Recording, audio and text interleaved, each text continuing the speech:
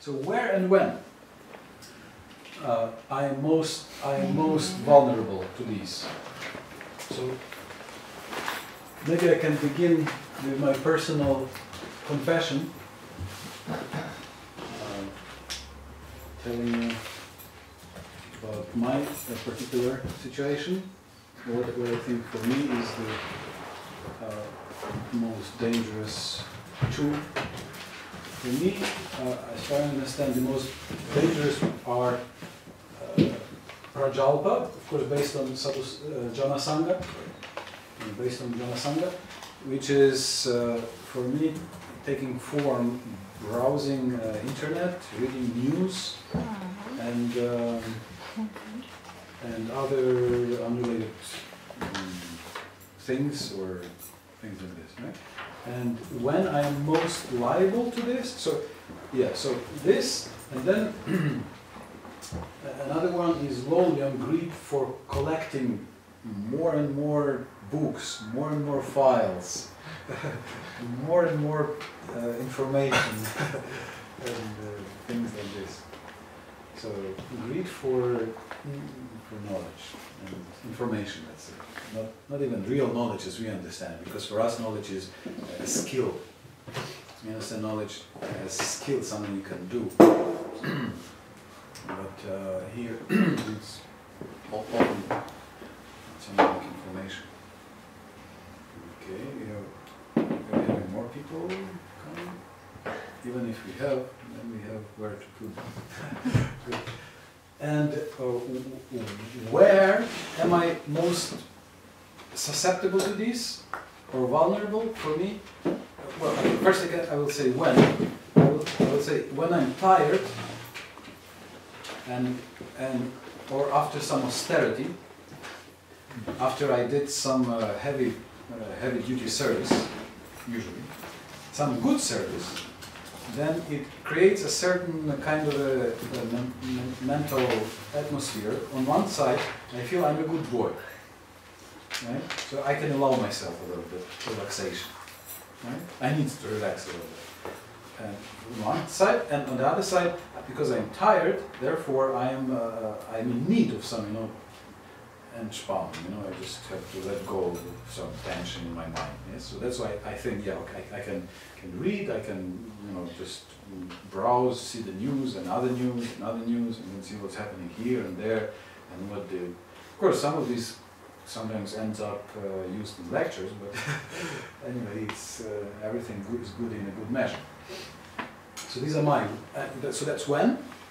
So also usually sometimes in the evening after some lectures, and especially after good lectures, and in the morning after the morning program, when some austerity, got up at 4 o'clock, and then japa and everything, and class, and then you have the little gap after prasadam, or even during prasadam, and then and the where is usually when I'm not surrounded by devotees and when I'm not engaged in some active service, like seminars.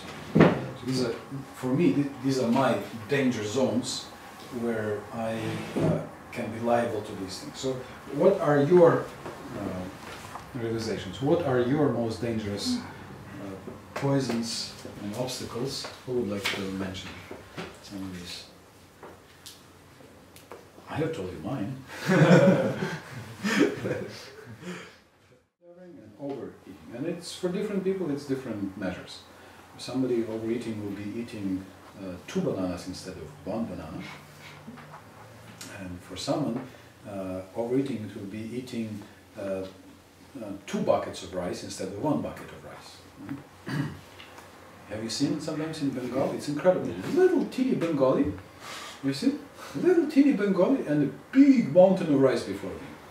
And then this mountain disappears, and he is happy, he's, it's really mystical. I think it's one of the wonders of India. Watch, isn't it? Yeah. So for different people it's different measures, yes. But any other situations, what, where and when are you endangered by this. We have to train our eyes and be on the lookout. If we know these danger spots, we can be prepared and we can already watch out for the danger. And then we will. Knowledge is protection, oftentimes. You know? That's why Rupa Goswami is giving this. But we have to translate this into our practical life. So we have to translate this beautiful theoretical verse into your own practical situation, your own practical life. Then you are forewarned. There's this word. You are prepared, and you know that here. Be careful. Like on the road, you have signs. You know, an abrupt turn. So slow down or be prepared. Now you have to turn very sharply. Yes. And so if you don't slow down, you may fly off the road. So there is a warning sign. So also, if you know in which situations, where and when we have these dangers, then we can be already prepared and better equipped to cope to deal with the dangers. So anybody else is able to share? Or is it two? Yes. For me, it's this oversleeping, and when I do oversleep, then during the day, during my seva, I lose the connection. Like I lose the enthusiasm and the connection to the spiritual enthusiasm and happiness by doing this work, and it changes to the material. So yeah, then I start like to speak about mundane things actually. Okay, all right, good. And oversleeping, do we put it in the category of over-endeavoring or over-collecting?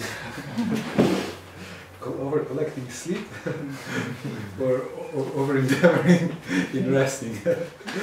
Yeah, so when and where are you most liable to this oversleeping? So when do you tend to oversleep? Is there some special situations where you usually oversleep? When I talk too much about mundane things. So when you talk about it? Then it gets like a cycle. Okay, so you kind of oversleep and then I still. Okay, so you lose the focus and determination. Okay. All right. So sometimes when you, it may happen when we sleep one day too little, and the next day we are too tired and we sleep too long. And so it actually started with over-endeavoring 2 days before.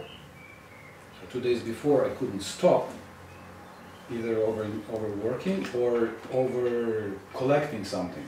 You know, some knowledge, for me it's usually some just one more page, just one more lecture, one more file or something. Then you don't stop, and then you are tired, and then next day you need to oversleep, right? Something like that. So balance is very important for all these things. Balance is a solution for many as well. Any other examples? Practically, in the life, it's when one lives outside of the temple. For you, it's different a little bit than for persons that have to work, for example. Right. Because you have a lot of association with other people. There's this Jana Sangha, it's very prominent. That means you speak with these people naturally, because you cannot just ignore them. They are there, and ignoring them wouldn't be polite. So it's often from this Jana Sangha it develops. It's like we before described the whole thing. It just develops. For me, it's, for example, very prominent.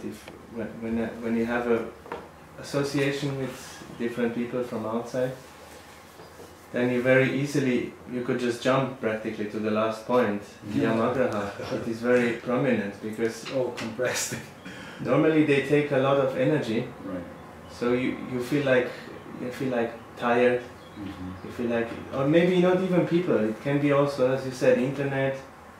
You see there, they have this today, like this is there. So then you over, for example, over associate with that matter. So that's then for me, I feel very, very often, then Yamagraha comes when in the evening you see, I'm so finished, all this. But actually when you think, or you do work, which is like, practically not worth anything. So then it's come to the point of doing things just for the sake of doing them, following festivals just for the sake of following them, or rituals. So where can you find some point in time or in place where we could, where you could be careful and stop or do something differently? Definitely. There is always when one knows, one can just say to himself, or let's say, for example, doing things that are most important, you do first. Right. First things first. Yeah. So this is often we just postpone things that are not. Yeah, they just become, how you said before? A side dish, he said. A side dish, as you said. But we take them. Well, it is said that Krishna should be in the center, so we have to take them in the center, not as a side. As a side dish. So. Yeah, very good. And you brought up one interesting point about associating with non-devotees. So there is a beautiful book by Bhaktivinoda Thakur called Bhakti Aloka. Maybe we have it somewhere here. Do we have it somewhere? Everything is locked, I think, here. Yeah, but at least it's a green book. We have it here? No? A beautiful book, Bhakti Aloka, and there Bhaktivinoda Thakur writes a whole treatise, a thesis on just these two verses, verse 2 and 3, where he goes into details of each of these items, 6 items. And he discusses Janasanga, or association there, and then he says that what is Janasanga? And then he says if Janasanga is just physical meeting with a non-devotee, then even a sannyasi cannot avoid this Janasanga. Because if he just walks on the street, he meets people. Right? Or if he needs to beg for his little meal that he takes, whatever it is. So he cannot avoid. Not to speak about Grihastha, who has to work, who has to support the family. He has to interact with people who mostly will be non-devotees nowadays. Unless maybe if you live in Mayapur, even then you will have to interact with non-devotees. So then he says that we have to understand that if you just meet some person or talk to some person, in itself doesn't have to be Janasanga. He says it becomes Janasanga when we do this not out of duty, in other words, but out of attraction. Right? So in other words, when we remember about our priority, that actually Krishna is first. So the goal of life is to come to Krishna, the goal of life is to hear and chant about Krishna, and my situation, my supporting my family and body and my dear computer, and my fat hard drive. This is just an instrument or a accompaniment to bhakti, yes? And it has to be included in bhakti, but in itself it's not the purpose of life. Right? So then I'm associating with non-devotees out of duty, remembering that my duty is to become a perfect devotee of Krishna. And then also I will be polite with them, because by talking with them I'm showing the example of a devotee. Prabhupada was asked, how do you recognize your disciple? He says, my disciple is a perfect gentleman. Perfect gentleman, or a perfect lady.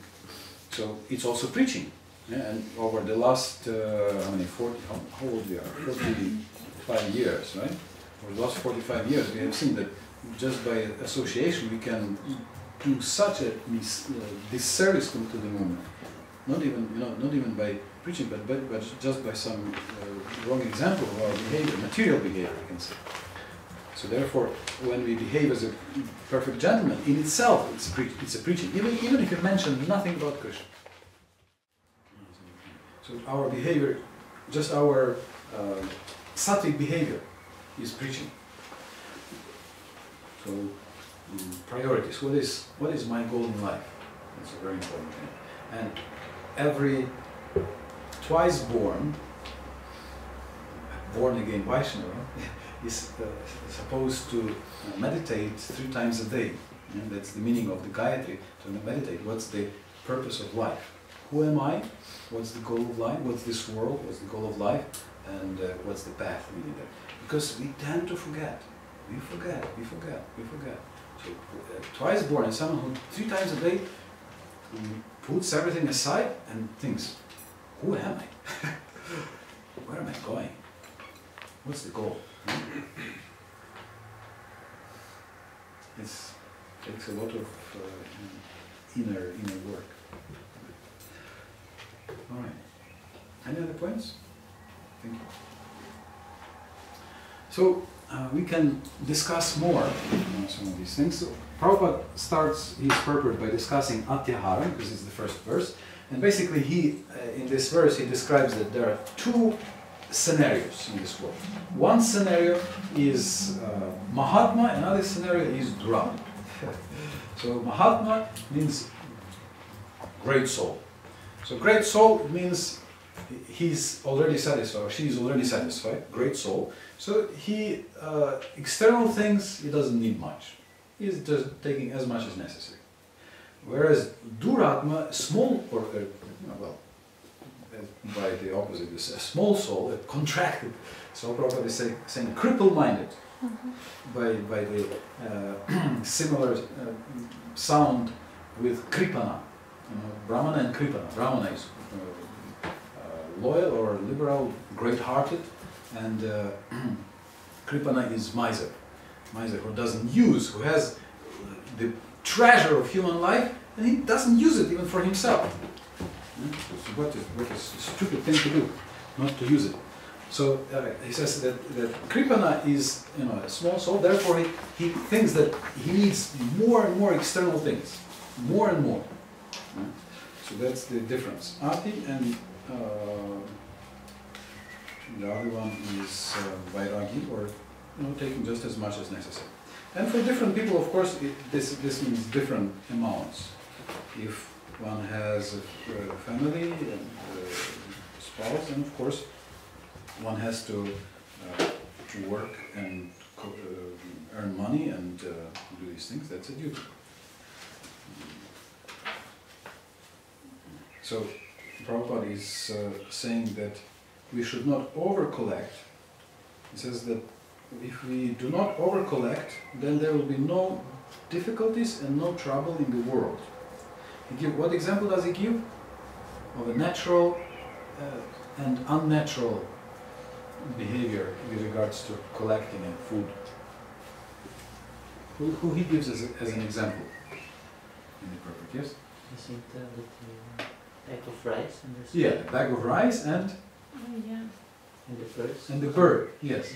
So he says if you put a bag of rice on the street, then the bird will come, will eat something, and then will fly away. Also, you can often see dogs or cats. It's amazing, a human being can stuff so much into his belly. If it's tasty, he will be stuffing and stuffing. But this stupid dog, as soon as he is filled, he stops. You can give him all the best things, he doesn't eat. Even street dogs. In Vrindavan, I have a street dog. He doesn't have a regular supply of meal. He doesn't have an owner, a master who feeds him every day. And I'm coming and giving him something tasty, and after he's eaten, he takes no more. So if I'm overeating, then I'm more stupid than this street dog. Who knows that? And I can see, his belly is not protruding yet, like mine. When I get something really tasty before me, then I can really, eat after I, have to loosen my dhoti, or belt, and my belly is not protruding for. Yeah, so. Somehow animals are able to be more natural and more restrained, whereas a human, if he sees a whole bag and nobody's there, then he'll take the whole bag and put it. And if there are 2 bags, he'll take 2 bags. The more the better. And if somebody becomes rich, Then they want to become richer and richer. You know, if you are a millionaire, you think million is nothing. A million is just half a house or something. Yeah. So then you think I have to become, multi-millionaire. I need, 50 million or 100 million. And if you have 100 million, then you think 100 million, it's a small fish. You know, a billion is something more. It never ends, unless we, So that's why you see that some of these people who try to be cool, like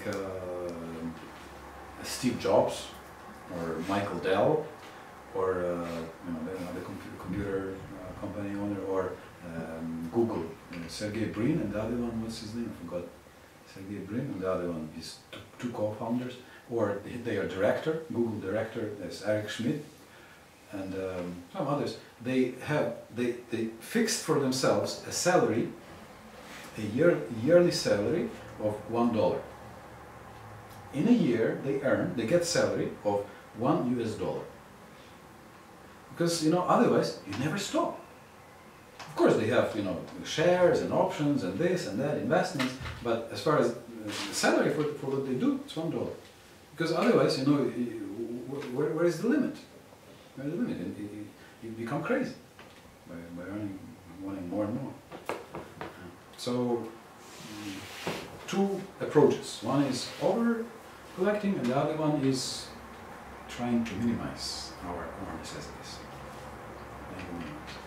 So this is as far as Ati, and two energies that I was speaking about: internal, external, and marginal. We are marginal, and we can take shelter either in the external. And if I'm taking shelter in the external, then I want more and more and more, because that's my shelter. The more of external, then the better. And if I don't have a big bank balance, then not enough shelter. Or if I have money only in one bank, nowadays it's risky. You have to put money in different banks, because if that falls flat, maybe that one will, so forth. And if I take shelter in the divine energy, then I have shelter there. Then I know that whether I have a lot of material things or less of material things, still my shelter is in Krishna. Krishna, and if you take shelter in Krishna, you see that Krishna is always providing. Doesn't mean that I don't work. Doesn't mean that I should. Prabhupada Krishna says in the Bhagavad Gita that even a sannyasi has to work. He has to go around and beg, or preach, or do something, right? Or at least he has to chew. It's work. Right? Or at least he has to breathe. It's work. Nobody can escape work. So you have to work, but you have to work according to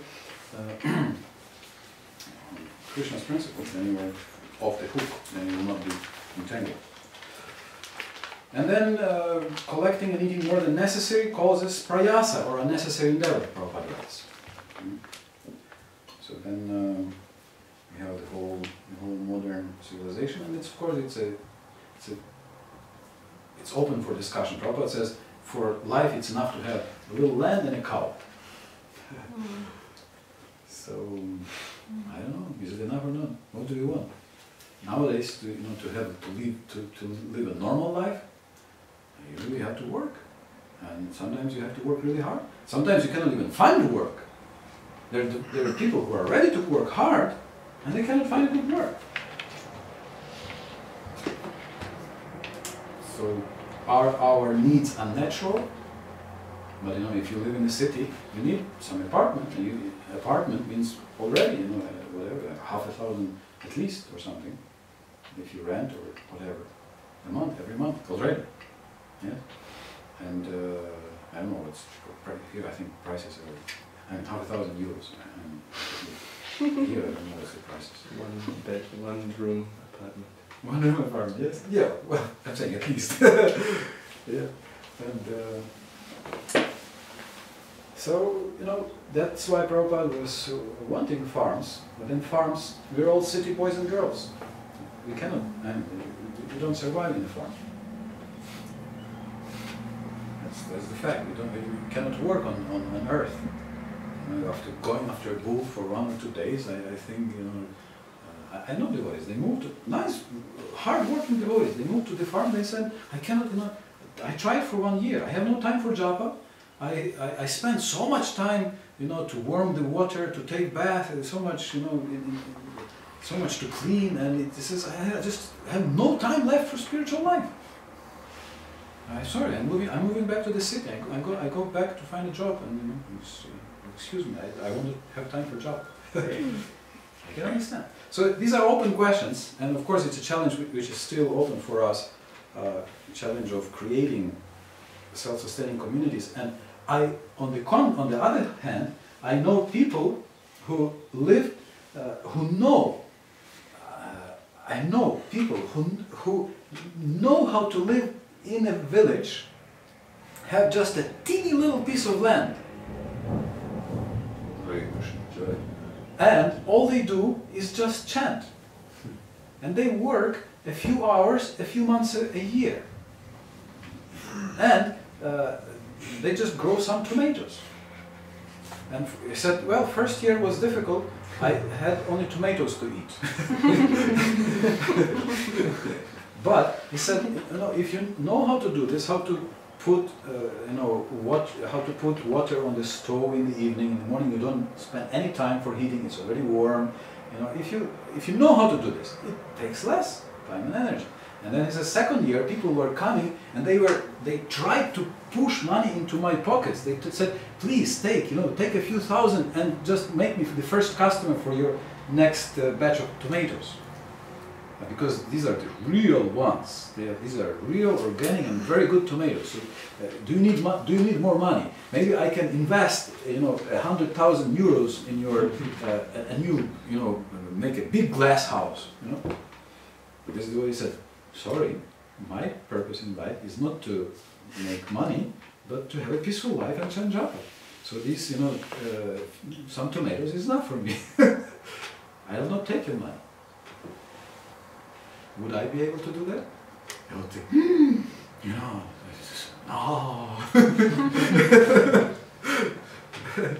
You have to have a special kind to live that life. Anyway, it's possible. It's possible, but it's an open question. It's a challenge that still, for us or for the next generation, to resolve how to do this. We living in cities, we may have to work harder in some other type of association, but we need then to preach. That's what's the city for preaching. And then everything is purified and everything is on the table. And a Vaishnava is a Superman. Vaishnava is someone who can survive anywhere, and who is living spiritual life and at the same time is doing well materially. That's a Vaishnava. I mean that's Varnashram. That's twice born. Vaishya, Kshatriya, and Shudra. They don't need jobs. They create jobs. That's who the Vedic person is. All right. So. This is some discussion about overeating and over-endeavoring, so Prabhupada is speaking about this. And again, I have to admit that I don't have ready answers for some practical questions. And even as a society, we don't have ready answers for some of these questions about over-endeavoring. And we still, all of us, have to, each of us individually, find the proper balance. How we actually resolve this. But we have to keep our priorities. Because without Krishna, what's the point of everything? Without Krishna, whatever I have, even if I'm a good person, even if I open 300 hospitals and schools and everything, if there's no Krishna, if there's no spiritual connection, what will be the value of it at the time of death? Or even during life. Okay, I'm a good person, but it doesn't satisfy the soul. So we are all hungry, and we don't understand that the hunger is spiritual, and we try to feed this hunger with things material. And therefore we are more and more frustrated. So when we put a little bit more sattva, like in this beautiful land of Switzerland, people are more sattvic. Therefore you have, also the environment is sattvic, therefore you have more people who are satisfied. But still, even sattvic satisfaction is not the ultimate. You can be as sattvic as it can go and still be a little frustrated. Our great Hermann Hesse, got his Nobel Prize in 1943, 47 for his Glasperlenspiel. Yes, the how's it in English? Beads, game of beads. Yeah? Glasperlenspiel. Anybody read it? Mm-hmm. So there you have a very spiritual environment, a very spiritual person, yes, very meditative person, and he feels unfulfilled. He needs to go out and help others. Soul is not happy just by that. He needs to bring spirit to others, bring something spiritual to others. And even that, I will tell you, even that will not be enough. We by our nature, we are Krishna Das. That's who we are. So unless we feed that, unless we give bhakti to the soul, we will remain hungry. We will be hungry, no matter how much we take. And we will seek for some other rasas, unless you get Krishna Bhakti Rasa. Alright, so then Prajalpa, we discussed TV, movies, internet. Nowadays you can have Prajalpa anywhere at any time, even in the middle of a class you can have Prajalpa. Sitting and hearing Bhagavatam, you can sometimes, mobile or something. Nowadays possibilities are unlimited, as possibilities for devotional service are increasing, so also for Prajalpa. So, but the worst Prajalpa, what is the worst Prajalpa? Tell me. The worst Prajalpa. Impersonalism? Yes. Yeah, it's one of the three. So impersonalism, then sinful, but there is something that's like, if you want to destroy your spiritual life, is the quickest way. Okay, we have 3 candidates. I don't know if you were the first. Yes. Criticizing devotees. It's the quickest and surest way to destroy one's bhakti, taste, everything. Even if it's severe, it can destroy even whatever spiritual understanding we have. A person may go down below even an impersonalist. Even, stop being a spiritualist altogether by some severe Vaishnava path and can become even a gross materialist. That's the danger. So, we were discussing that we need to have some strategies, like a good judoka master who knows judo or jujutsu or I don't know, tai chi, kung fu. You have to know how to avoid the blows, the punches of the opponent. So now I wanted to give me some ways, some explanations about how we can avoid it.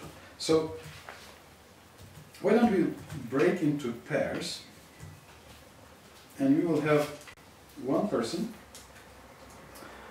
offering prajalpa. Don't criticize anybody in particular, anybody specific, don't have anybody in mind. Just you can either criticize Bhakta X, Bhaktin X, or you can just talk about the price of euro and oil and stock markets and the radiation in Japan. And the other person's task will be to politely, gently, and pleasantly to avoid the prajalpa and other to direct it into Krishna conscious topics, or to somehow disengage yourself from this train of conversation. Is it clear?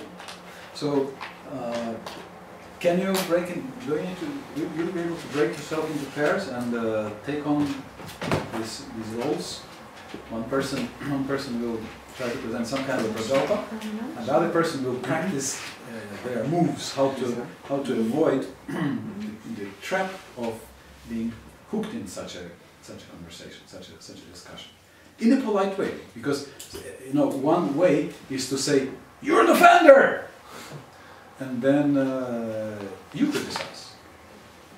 You know, you are criticizing, this is very bad. And you have become a critic yourself. And which is not good either.